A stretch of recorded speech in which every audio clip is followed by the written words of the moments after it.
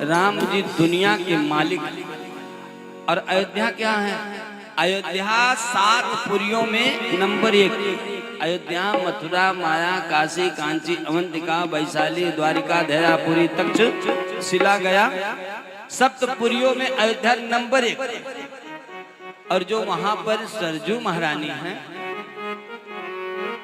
और नदियों का उद्गम स्थल आप लोग जानते हैं, कहीं पहाड़ से, कहीं कहीं से।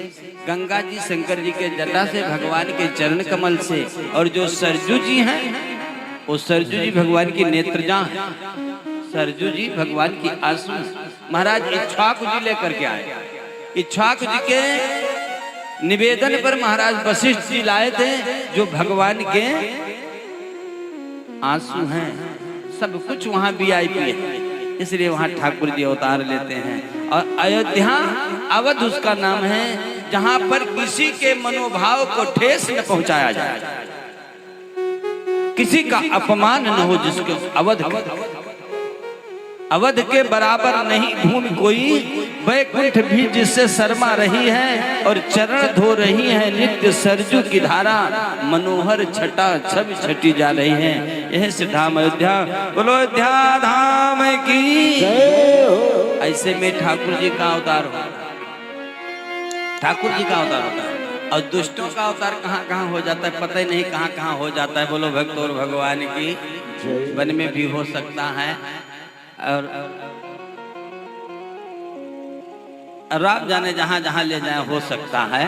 लेकिन जब ठाकुर जी का अवतार होता है तो मौसम अनुकूल, क्षेत्र अनुकूल, सब लोग अनुकूल होते हैं, वहां ठाकुर जी का अवतार होता है।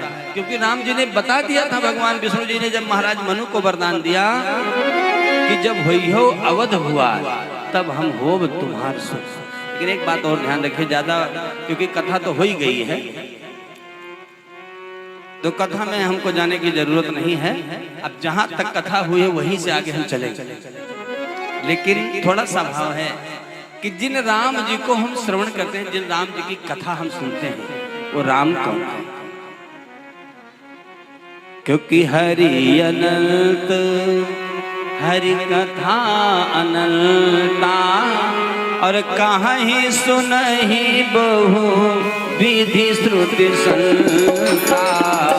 हरि अनंत, हरि कथा अनंता, कहीं सुनहि बहु विधि संता।